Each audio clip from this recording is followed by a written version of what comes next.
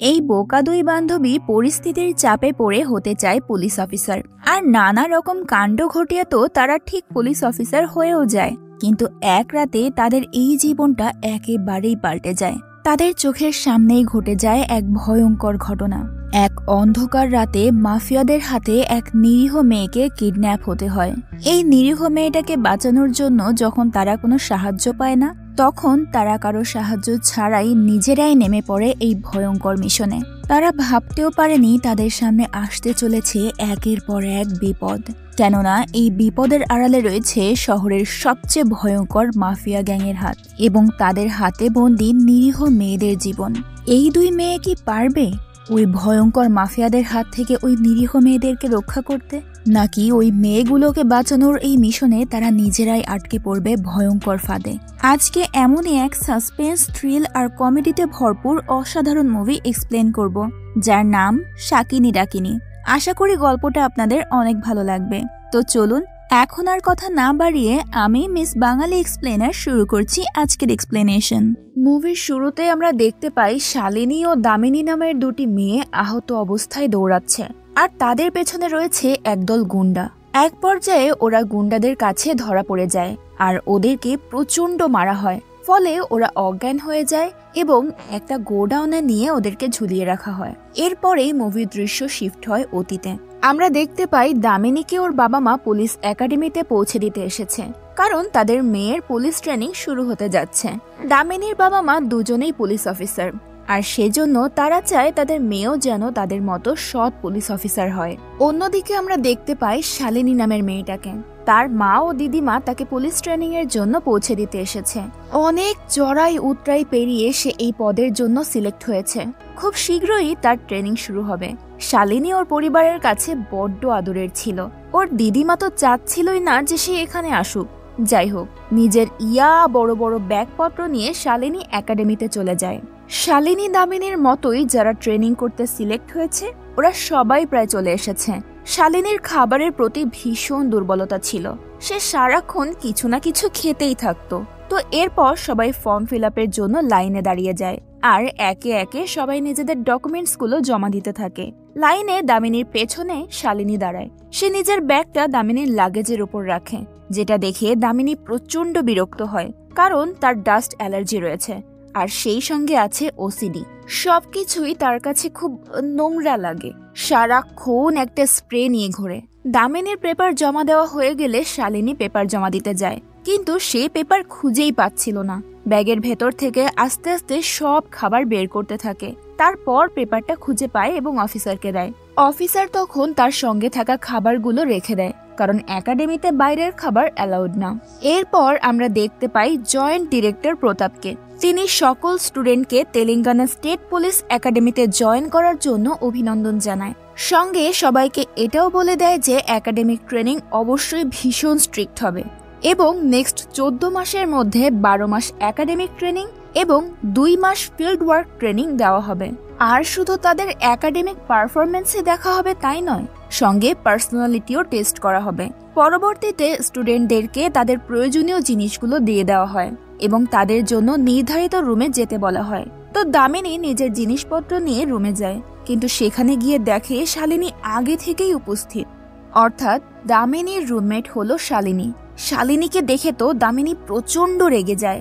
এখন নাকি তাকে শালিনীর সঙ্গে রুম শেয়ার করতে হবে, যা তার পক্ষে অনেক কষ্টকর, কারণ শুরুতেই তাদের মধ্যে দ্বন্দ্ব শুরু হয়ে গেছে। তার উপর আবার শালিনী একটু অগোছালো স্বভাবের। সে নিজের জিনিসপত্র এদিক সেদিক ছড়িয়ে ছিটিয়ে রেখেছে। তো দামিনী সেখানকার একজন ম্যামকে বলে তাকে অন্য কোনো রুমে শিফট করে দেওয়ার জন্য। ম্যাম তখন তাকে জানায় 2টো রুম কেবল ফাঁকা আছে, একটা বাথরুমের পাশে আর একটা কুকুর রাখার রুম। এটা শুনে দামিনী ভাবে এর থেকে তো ভালো এই মেয়ের সঙ্গেই রুম শেয়ার করে থাকা। তাই সে আবারও ওই রুমে চলে যায়। গিয়ে দেখে তার বেডের ওপর শালিনীর খাবারের প্যাকেট, অন্যান্য জিনিসপত্র ছড়িয়ে ছিটিয়ে রেখেছে। দামিনী সেগুলো পরিষ্কার করে রুমটাকে কোনো মতে থাকার মতো উপযুক্ত করে নেয়। তারপর দেখতে পায় স্টুডেন্টরা সবাই লাইন ধরে খাবার নিচ্ছে। দামিনীর ঠিক পেছনেই শালিনী এসে দাঁড়িয়েছিল। খাবার নিয়ে শালিনী দামিনীর পাশেই বসে পড়ে।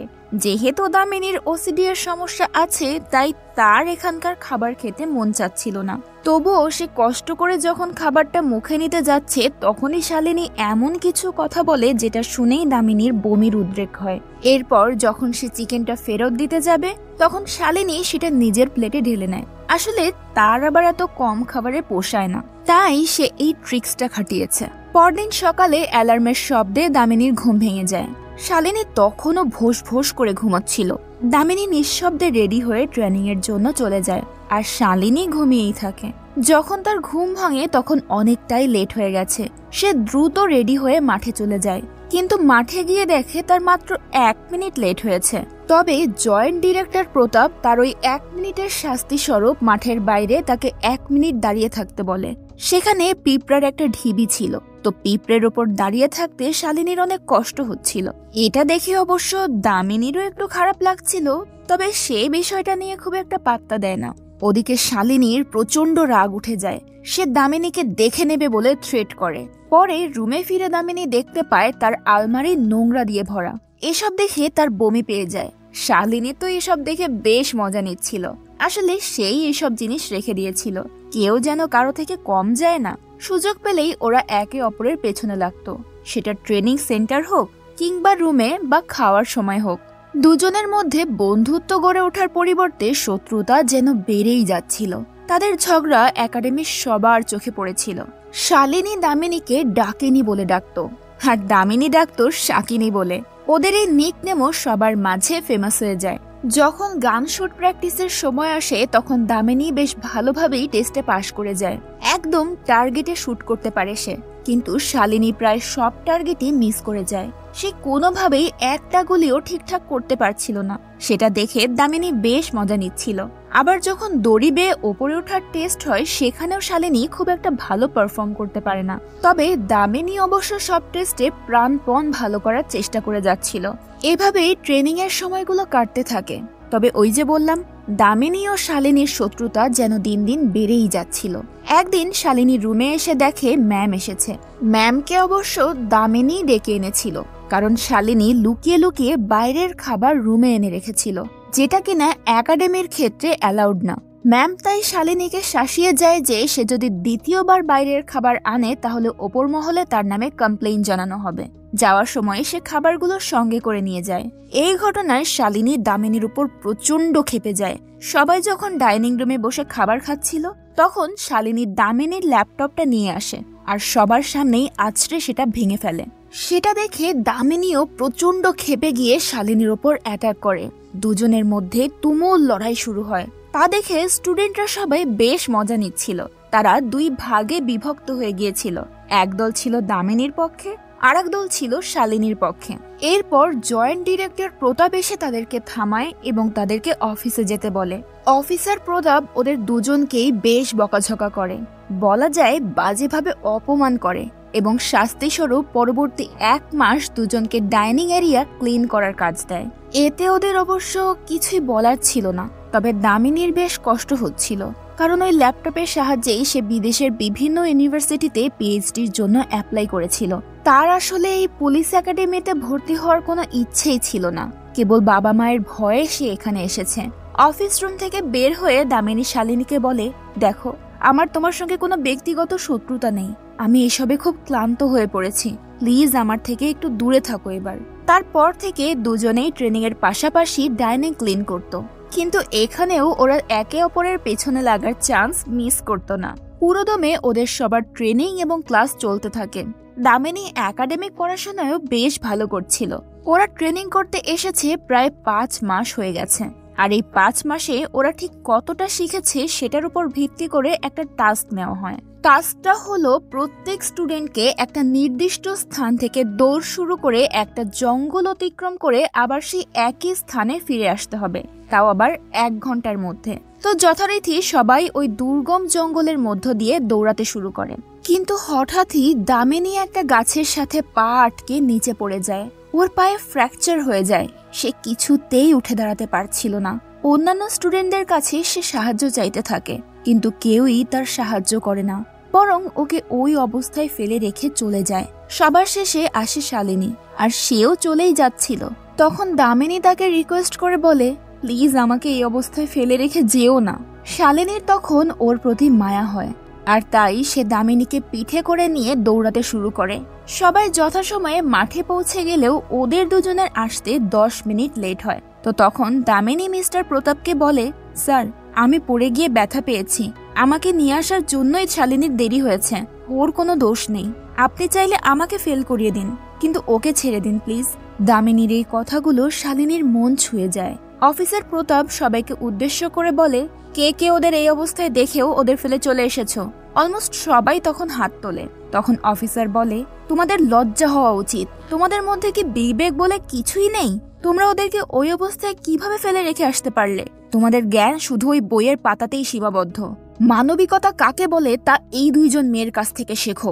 অফিসার প্রতাপ ওদের দুজনকে পাশ করিয়ে দেয় এবং বাকি সবাইকে ফেল, আর শাস্তি স্বরূপ ওদেরকে আবারও ওই জঙ্গলের একটা চক্কর কাটতে বলে, তাও আবার 1 ঘন্টার মধ্যেই। আর শালিনী এবং দামিনীকে পাঠিয়ে দেয় মেডিকেল চেকআপের জন্য। এই ঘটনার পর থেকে দামিনী ও শালিনীর মধ্যকার তিক্ততা শেষ হয়ে যায়। তাদের সম্পর্কটা বেশ ভালো বন্ধুত্বের রূপ নেয়। দামিনী সবসময় তার ভাগের চিকেনটা শালিনীকে দিয়ে দেয়। ওদিকে শালিনীও দামিনীকে একটা নতুন ল্যাপটপ গিফট করে। ফিল্ড ওয়ার্কেও দুজনে একে অপরকে সাহায্য করতে থাকে। দামিনী শালিনীকে দেখিয়ে দেয় কিভাবে সঠিকভাবে শুট করতে হয়। এভাবেই দুজনের ট্রেনিং এর বেশ উন্নতি হচ্ছিল। ওদের এই পরিবর্তন দেখে ফিল্ড অফিসার তো অবাক হয়ে যায়।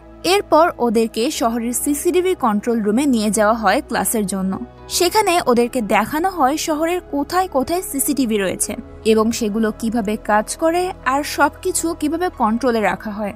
সেখানে অফিসার রাও, যে কিনা পুরো শহরের সিসিটিভি কন্ট্রোল রুমের দায়িত্বে রয়েছে, সে ওদেরকে সবকিছু দেখাতে থাকে। তো দামিনী দেখতে পায় একটা লোক পকেট মেরে পালিয়ে যাচ্ছিল, কিন্তু অফিসার রাওকে সেটা বললে সে কোনো স্টেপ নেওয়া তো দূরে থাক, তেমন কোনো পাত্তাই দেয় না। তার ধারণা এইসব ছোটখাটো জিনিস নিয়ে না ভাবলেও চলবে। পরদিন ক্যারাতে ক্লাসে একজন অফিসার তাদেরকে আত্মরক্ষামূলক বেশ কিছু টেকনিক শেখায়। দামিনী আর শালিনী তা ভালো করেই আয়ত্ত করে নেয়। এরই মাঝে শালিনী জানতে পারে তার প্রিয় অ্যাক্টর একাডেমির কাছেই একটা ক্লাবে আসে প্রায় সময়। তাই সে দামিনীকে বলে, চলো আমরাও ছুটির দিনে ক্লাবে যাই। ট্রেনিং করতে করতে দামিনীও বেশ হাঁপিয়ে উঠেছিল, তাই সেও রাজি হয়ে যায়। একাডেমি থেকে পারমিশন নিয়ে তারা এক রাতে ক্লাবে চলে যায়। কিন্তু বেচারি শালিনীর ভাগ্যটাই খারাপ, সেদিন তার প্রিয় অ্যাক্টর আসেনি। তবে তারা ইচ্ছে মতো ড্রিঙ্কস করে এবং অনেক এনজয় করে। এসব করতে করতে অনেকটাই গভীর রাত হয়ে গিয়েছিল। এজন্য দামিনী শালিনীকে টেনে ক্লাব থেকে বের করে আনে, কারণ যথাসময়ে তাদেরকে একাডেমিতে ফিরে যেতে হবে। মাতাল অবস্থায় দুজনেই রাস্তার মধ্য দিয়ে হাঁটছিল আর নিজেদের জীবনের গল্প করছিল। তারা খেয়ালই করেনি যে পেছন থেকে একটা গাড়ি তাদের দিকেই এগিয়ে আসছে। গাড়িটা তো ওদের ওপর দিয়েই উঠে যাচ্ছিল। ঠিক তখনই একটা মেয়ে এসে ওদেরকে বাঁচিয়ে নেয়। ওদেরকে বাঁচাতে গিয়ে মেয়েটা হাতে পায়ে ব্যথা পেয়ে যায়, এমনকি তার হাতে থাকা কেনা খাবারটাও নিচে পড়ে নষ্ট হয়ে যায়। তখন দামিনী আবারও ওকে খাবার কিনে দেয় এবং কৃতজ্ঞতা জানিয়ে তাকে বিদায় জানায়। মেয়েটা নিজের গন্তব্যে ফিরে যাচ্ছিল, আর শালিনী আর দামিনী যাচ্ছিল একাডেমির উদ্দেশ্যে। তবে হঠাৎ শালিনী দেখতে পায় মেয়েটার চাবি রাস্তায় পড়ে আছে। তো সে চাবিটা হাতে নিয়ে পিছনে ফিরে তাকাতেই দেখতে পায় একটা কার থেকে দুটো লোক বেরিয়ে ওই মেয়েটার মাথায় আঘাত করে এবং তাকে অজ্ঞান অবস্থায় কিডন্যাপ করে নিয়ে যায়। 10,000 সাবস্ক্রাইবার উপলক্ষে আমি আপনাদের জন্য নিয়ে আসছি এক অসাধারণ কন্টেস্ট। এই কন্টেস্টে ভাগ্যবান 10 জন বিজয়ী জিততে পারবেন আকর্ষণীয় ইউপে ও বিকাশ গিফট কার্ড। কন্টেস্টে অংশগ্রহণ করতে হলে এখন থেকে প্রতিটি ভিডিওতে লাইক দিন এবং বেশি বেশি কমেন্ট করুন। যে যত বেশি কমেন্ট করবেন তার ততবার বিজয়ী হওয়ার সম্ভাবনা থাকবে, অর্থাৎ একজন ব্যক্তি একাধিকবার বিজয়ী হতে পারবেন। চ্যানেলে 10,000 সাবস্ক্রাইবার হলে প্রতিটি ভিডিও থেকে র্যান্ডম ভাবে লটারির মাধ্যমে 10 জন কমেন্টকারীকে বিজয়ী ঘোষণা করা হবে। তবে মনে রাখবেন, শুধুমাত্র চ্যানেলের সাবস্ক্রাইবাররাই এই কন্টেস্টে অংশ নিতে পারবেন। তাই এখনই চ্যানেলটি সাবস্ক্রাইব করে কমেন্টে জানিয়ে দিন আপনি কোথা থেকে ভিডিওটি দেখছেন। ওরা দুজন ওই গাড়ির পেছনে দৌড়াতে থাকে, কিন্তু তাতে খুব একটা লাভ হয় না। গাড়ি ওদের চোখের আড়ালে চলে যায়। গাড়িতে থাকা কিডন্যাপারদের মধ্যে একজন ডক্টরকে কল করে বলে, আমরা মেয়েটাকে পেয়ে গেছি, আপনি দ্রুত ওষুধ রেডি করুন। এদিকে ওরা দুজনেই দৌড়তে দৌড়াতে বেশ হাঁপিয়ে যায়, আর ড্রিঙ্কস করার কারণে শালিনী বমি করতে থাকে। দামিনী দ্রুত সিসিটিভি কন্ট্রোল রুমে কল করে বলে, জুবলি হিলস 45 নম্বর রোডে একটা মেয়েকে কিডন্যাপ করা হয়েছে। সে গাড়ির নাম্বারও বলে, কিন্তু কন্ট্রোল রুম থেকে ওদেরকে জানানো হয় এই নাম্বারের কোনো গাড়ি কোথাও নেই। ওরা কি করবে ভেবে পাচ্ছিল না। যে মেয়েটা ওদের জীবন বাঁচিয়েছে তাকে যে করেই হোক বাঁচাতে হবে, এটাই ওদের দুজনের লক্ষ্য হয়ে দাঁড়ায়। তো ওরা ঠিক করে কাছের পুলিশ স্টেশনে গিয়ে প্রথমে কমপ্লেইন করবে। ওরা পুলিশ স্টেশনে পৌঁছে যায় এবং সেখানে দায়িত্বে থাকা কনস্টেবলকে কিডন্যাপিং এর সমস্ত ঘটনা খুলে বলে এবং কমপ্লেইন নিতে বলে। কিন্তু ওই লোকটা জানায় কনসালটেন্ট অফিসার না আসা পর্যন্ত সে কিছুই করতে পারবে না, ওদেরকে অপেক্ষা করতে বলে। যেহেতু আর কিছুই করার ছিল না তাই ওরা অপেক্ষা করতে থাকে। কনসালটেন্ট অফিসার আসলে ওরা তাকে পুরো ঘটনা খুলে বলে, কিন্তু সেও তাদের কথায় খুব একটা গুরুত্ব দেয় না, বলে কমপ্লেন করে চলে যেতে। আর সেও দ্রুত একটা অন্য কেসের জন্য চলে যায়। ওরা এবার অফিসার প্রতাপকে কল করে এবং তাকে কিডন্যাপিং এর বিষয়টা জানায়, কিন্তু সেও কেসটাতে ফোকাস না করে ওদেরকে একাডেমিতে ফেরত যেতে বলে এবং ওই পুলিশ স্টেশনের অফিসারকে কল করে বলে ওদেরকে যে করেই হোক স্টেশনের মধ্যে আটকে রাখতে, কারণ সে বুঝতে পেরেছিল ওরা এত সহজে হাল ছাড়বে না। আর তাই সে নিজে ওদেরকে নিয়ে আসার কথা চিন্তা করে। ওরা দুজন স্টেশনের বারান্দায় দাঁড়িয়ে ভাবছিল এই অবস্থায় এখন কি করবে, কারণ কেউই ওদেরকে সাহায্য করতে রাজি হচ্ছিল না। শালিনী দামিনীকে জিজ্ঞেস করে এইরকম সিচুয়েশনে কি করতে হয়। দামিনী তাকে বলে কিডন্যাপিং এর প্রথম 6 ঘন্টা ক্রিটিক্যাল আওয়ার্স। ইনভেস্টিগেশনের 3টা ধাপ আছে। প্রথমে ভিকটিমের সম্পর্কে জানা, এভিডেন্স খুঁজে বের করা এবং ক্রাইম স্পট ইনভেস্টিগেট করা।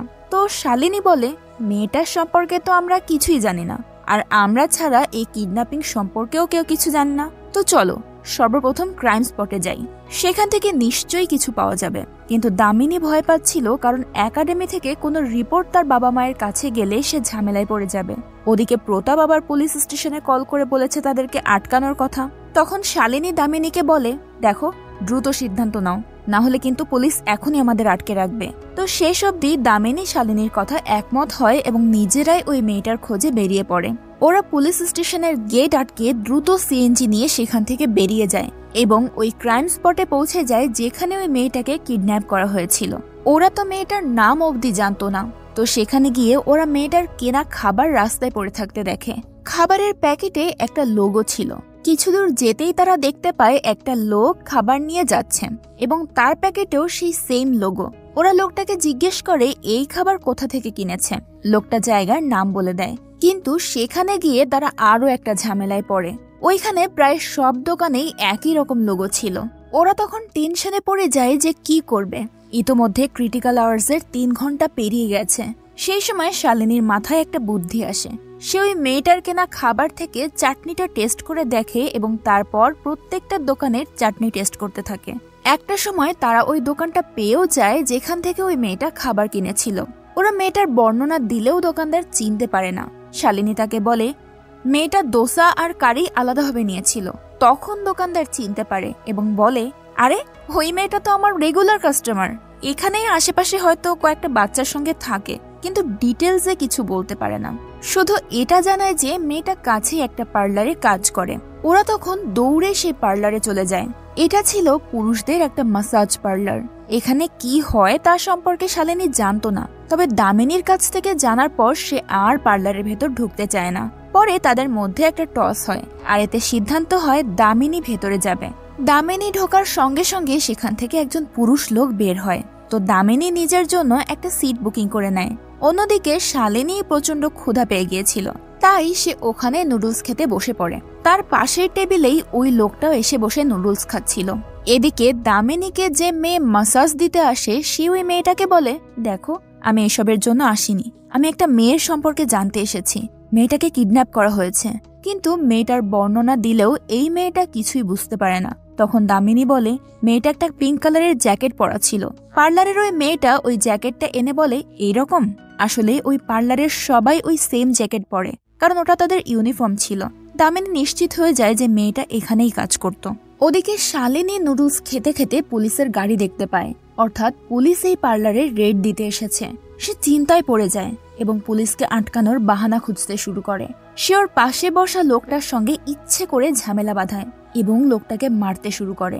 মার থেকে বাঁচতে লোকটা দৌড়ায়। তখন শালিনীও তাকে ধাওয়া করতে শুরু করে, আর তাদের এসব কাণ্ড দেখে পুলিশও দৌড়াতে থাকে। শালিনী মূলত পুলিশকে তার পেছনে ব্যস্ত রাখতে চাচ্ছিল। অপরদিকে দামিনী ওই পার্লারের মেয়েটাকে বলে ওই মেয়েটার হাতে একটা বিড়ালের ট্যাটু ছিল। এটা শুনে মেয়েটা ঘাবড়ে গিয়ে বলে ওরা কি তাহলে প্রিয়াকে কিডন্যাপ করেছে? দামিনী তখন প্রিয়ার ডিটেলস সম্পর্কে জানতে চায়। ওই মেয়েটা বলে সে ওর সম্পর্কে বেশি কিছু জানে না। প্রিয়া বাড়ি থেকে পালিয়ে এই শহরে এসেছিল, ওরা দুজন একসঙ্গে এখানেই থাকে। তো দামিনী ওর কাছ থেকে প্রিয়ার বাসার ঠিকানা নিয়ে সেখানকার উদ্দেশ্যে বেরিয়ে পড়ে, আর একটু পরে শালিনীকেও খুঁজে পায়। প্রিয়ার ঠিকানায় পৌঁছে গিয়ে তারা একটা লোককে দেখতে পায়। ওই লোকটা কিডন্যাপারদেরই একজন ছিল। ওরা বুঝতে পারে ভেতরে কিছু একটা গন্ডগোল আছে। ফ্ল্যাটে থাকা একটা মেয়ে দরজা খুলে দিলে ওরা ভেতরে ঢুকে পড়ে, কিন্তু ততক্ষণে ওই লোকটা লুকিয়ে পড়ে। এদিকে শালিনীরা ওই লোকটাকে খুঁজতে শুরু করে, আর একটা পর্যায়ে ওই লোকটা তাদের উপর অ্যাটাক করে। দামিনী লোকটার সঙ্গে ফাইট করে ওকে ঘায়েল করে ফেলে। তারপর ওই লোকের কাছ থেকে জানতে পারে ওই লোক অপর মেয়ে দুটোকেও কিডন্যাপ করে এনেছিল। রফিক নামের একটা লোক তাদেরকে পেমেন্ট করে, আর তার বিনিময়ে সে এমন মেয়েদেরকে কিডন্যাপ করে আনে যাদের 3 কুলে কেউ নেই। দামিনীরা ওই লোকের মোবাইল নিয়ে নেয় এবং লোকটাকে বেঁধে আবারও প্রিয়ার বাসায় ফিরে আসে। এখানে এসে ওরা ওই বাচ্চা মেয়ে দুটোকে খাবার খেতে দেয় এবং প্রিয়ার ব্যাপারে জিজ্ঞেস করে। ওরা জানতে পারে ওই মেয়ে দুটোও অনাথ। প্রিয়াই ওদের দেখাশোনা করত, কারণ প্রিয়ারও আপন বলতে এই দুনিয়ায় কেউ নেই। এরপর সিন শিফট হয়। আমরা একটা গোডাউন দেখতে পাই যেখানে রফিক প্রিয়াকে আটকে রেখেছে। সে প্রিয়ার পেটে একটা ইনজেকশন দেয় আর প্রিয়া অচেতন হয়ে পড়ে। অন্যদিকে দামিনী শালিনী ওই মেয়ে দুটোকে সেফলি থাকতে বলে আবারও প্রিয়ার সন্ধানে বেরিয়ে পড়ে। ওরা বুঝতে পেরেছে এই ঘটনার পেছনে কোনো না কোনো র্যাকেট কাজ করছে। হয়তো তারা মেয়েদের কিডন্যাপ করে তাদের অর্গান বিক্রি করে দেয়। এবার ওরা দুজন এসেছে একটা হোটেলে রফিকের খোঁজে। ওদের সঙ্গে ওই লোকটার মোবাইলও তখন ছিল। শালিনী দামিনী ততক্ষণে রফিক ও তার গ্যাংকে চিনতে পেরেছে, কারণ তারা ওদেরকেই প্রিয়াকে কিডন্যাপ করতে দেখে ফেলেছিল। এদিকে রফিক ক্রমাগত তার ওই লোককে কল করে যাচ্ছিল। তখন ফোনটা খুব কাছাকাছি বেজে ওঠে। দামিনী দ্রুত মোবাইলটা অফ করতে চাইলে সে ব্যর্থ হয়ে যায়, কারণ ততক্ষণে ওই লোকগুলো ওদেরকে ঘিরে ধরেছে আর জিজ্ঞেস করছে ওদের কাছে এই মোবাইলটা কিভাবে আসলো। কেউ কেউ তো ওদের গায়েও হাত তুলছে। তারপর ওদের দুজনের সাথে ওই গুন্ডাদের তুমুল ফাইট শুরু হয়, আর এক পর্যায়ে ওদের ঘায়েল করে রফিককে আটক করে। এরই মাঝে সিন শিফট হয়ে অন্য একটা সিনে চলে যায়। রাকা নামের একজন ভয়ঙ্কর ব্যক্তি একটা লোককে প্রচন্ড টর্চার করছিল। লোকটা প্রাণ ভিক্ষা চাচ্ছিল, কিন্তু সে হাতুড়ি দিয়ে লোকটার মাথায় আঘাত করে নৃশংসভাবে হত্যা করে। এরই মাঝে রাকার এক লোক এসে বলে, ভাই, দুজন মেয়ে আমাদের হোটেলে হামলা করেছে আর রফিককে তুলে নিয়ে গেছে। এদিকে শালিনী দামিনী রফিককে নিয়ে ওই গোডাউনে আসে যেখানে প্রিয়াকে আটকে রাখা হয়েছে। এখানে এসে ওরা দেখতে পায় আরো অনেক মেয়েকে ওরা আটকে রেখেছে। সবাই সাহায্যের জন্য চিৎকার করছে, এখান থেকে মুক্তি চাচ্ছে। একটা মেয়েকে আহত অবস্থায় খুঁজে পায় তারা। মেয়েটার শরীর থেকে ব্লিডিং হচ্ছিল আর প্রচন্ড জ্বরও ছিল তার। ওরা সেখানে একটা ইনজেকশন খুঁজে পায় যেটা দামিনীর সঙ্গে করে নিয়ে নেয়, আর শালিনী ওই মেয়েটাকে পিঠে নিয়ে সেখান থেকে বের হওয়ার চেষ্টা করে, কিন্তু বেরিয়ে দেখে রাকা ওর দলবল নিয়ে চলে এসেছে। দামিনী তখন শালিনীকে মেয়েটাকে নিয়ে সেখান থেকে পালিয়ে যেতে বলে, আর ও একাই এদিকটা সামলে নেবে। কিন্তু রাকা ও তার লোকজন ওকে খুব বাজেভাবে মারতে থাকে। ওকে বাঁচাতে শালিনী এগিয়ে আসলে ওরা তাকেও মারতে থাকে, যতক্ষণ না ওরা জ্ঞান হারিয়ে ফেলে। আর তারপর ওদেরকে সেই গোডাউনে নিয়ে গিয়ে ঝুলিয়ে রাখা হয়। মুভির শুরুতে আমরা এই দৃশ্যটাই দেখেছিলাম। বেশ কিছুক্ষণ পর শালিনীর জ্ঞান ফিরে আসলেও দামিনী অচেতন ছিল। শালিনী দামিনীকে ডাকতে শুরু করে।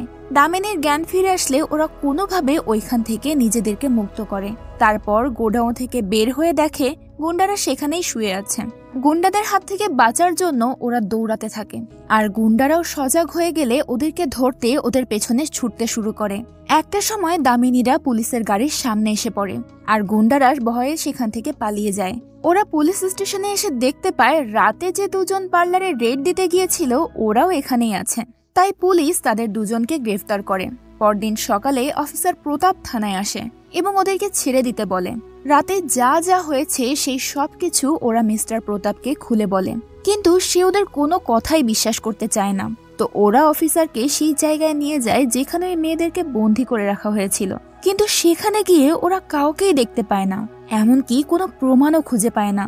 অর্থাৎ রাকা ওই রাতের মধ্যেই সবকিছু সরিয়ে ফেলেছে। তবে ওই যে বাচ্চা মেয়েগুলোকে শুয়ে রাখা হয়েছিল সেখানে তারা একটু ব্লাড দেখতে পায়, কিন্তু সেটা দেখার পরেও মিস্টার প্রতাপ তাদেরকে এই ব্যাপারটা ভুলে যেতে বলে এবং ট্রেনিং এ মন দিতে বলে, কারণ সে কোনো ঝামেলায় জড়াতে চাচ্ছিল না। এরপর ওরা অফিসার প্রতাপের সঙ্গে পুলিশ একাডেমিতে ফেরত আসে। প্রাথমিক চিকিৎসা নেওয়ার পর ওরা দুজন কিছুটা সুস্থ হয়। রাতে শালিনী ঘুমিয়ে পড়েছিল, কিন্তু দামিনী ওর সঙ্গে আনা সেই ইনজেকশনের ব্যাপারে ইন্টারনেটে সার্চ করতে থাকে। আর এই ইনজেকশন নিয়ে রিসার্চ করে জানতে পারে এই ইনজেকশন মেয়েদের পিরিয়ডের সময় দেওয়া হয়, আর এটা ইনজেক্ট করার ফলে মেয়েদের ডিম্বাণুর সংখ্যা 20 থেকে 30 গুণ বাড়িয়ে দেয়। এরপর অপারেশন করে ওই ডিম্বাণুগুলো মেয়েদের পেট থেকে বের করে ফেলা হয় এবং পরবর্তীতে তা বিভিন্ন IVF সেন্টারে বিক্রি করা হয়। তবে এই পুরো প্রসেসটা কমপ্লিট করতে গিয়ে মেয়েদের জীবন চলে যেতে পারে। এই সবকিছু জেনে দামিনী কাঁদতে থাকে। না জানে এই চক্রের হাতে পড়ে কত মেয়ে নিজের জীবন হারিয়েছে। শালিনীর ঘুম ভেঙে গেলে সে দামিনীকে কাঁদতে দেখে, আর তখন দামিনী শালিনীকে সবটা বুঝিয়ে বলেন। এসব দেখে তো শালিনীর মাথায় আগুন ধরে যায়। এর পরের দৃশ্যে আমরা দেখতে পাই একজন ডক্টরকে, যে সন্তানহীন দম্পতিকে বোঝাচ্ছিল IVF বাচ্চা নেওয়ার একটা নিরাপদ প্রসেস। সে এভাবেই মানুষকে ম্যানিপুলেট করে নিজের বিজনেস চালায়। আর এই ডাক্তারকে মেয়েদের ডিম্বাণু সরবরাহ করে গ্যাং লিডার রাকা। এই পুরো র্যাকেটের পেছনে রাকা রয়েছে। শালিনী ও দামিনী এত কিছু জানার পর কোনোভাবেই ট্রেনিং এ মনোযোগ দিতে পারছিল না। ওদের লক্ষ্য যেভাবেই হোক ওই মেয়েগুলোকে বাঁচাতে হবে, কিন্তু একাডেমিতে থেকে কিভাবে কি করবে বুঝতে পারে না। তো হঠাৎই শালিনীর মাথায় একটা আইডিয়া আসে, তারা চাইলে তো ম্যানুয়ালি গাড়ির লোকেশন খুঁজে বের করতে পারে। এবার শালিনী অফিসার রাওকে কল করে বলে, আমাদের একটা গাড়ি হিট করেছিল আর গাড়িটা রেজিস্টার করা না, আপনি প্লিজ একটু গাড়িটা খুঁজে দিবেন।